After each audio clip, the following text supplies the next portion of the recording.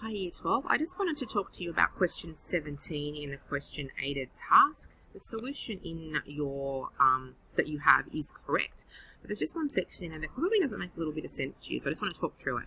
So the question was given in terms of sine and cos, so root 3 sine x minus cos x is equal to 1, but it wanted you to introduce your half angles or your t angles for sine, cos and tan, where tan of a half of x was what we were using for t, and it was in that domain between 0 and 2 pi.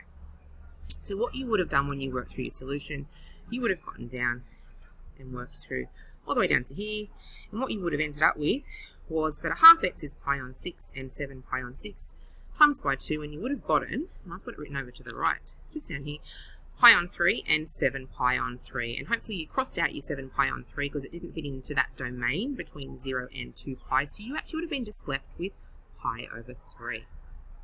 And in talking to some of you in class, I hadn't noted when I put the solutions up, but it says you need to check x is equal to pi as a solution, and you do.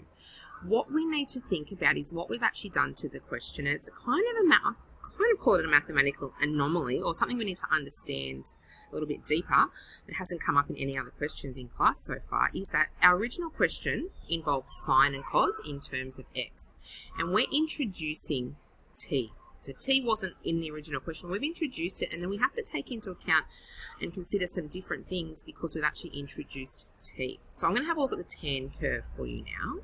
So here's a graph of the tan curve. So if we think about our question that we're looked at, we've introduced the t half angles, and we're in the domain of 0 to 2 pi. So in there, we've actually got sections of the tan curve that are asymptotes. So we're going to have a look at this asymptote here, where we've got pi on 2 or 90 degrees.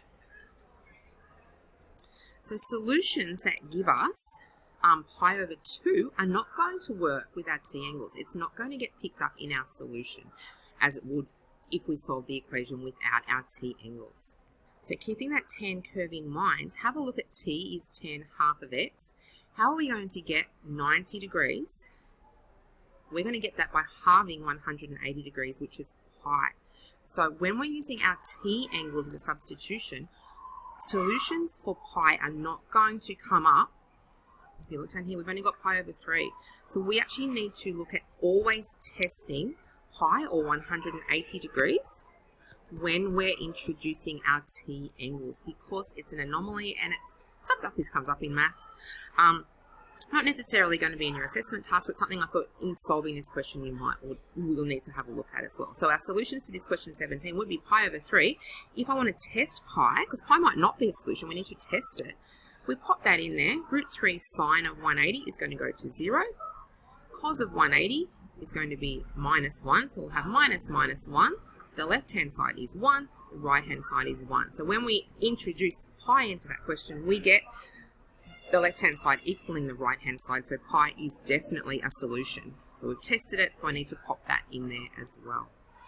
So just note that whenever we're going to look at introducing t angles into our equation where we have to solve to get an actual solution, just test pi as well and see if that's in there. Because of that anomaly and the asymptote, it's not going to get picked up.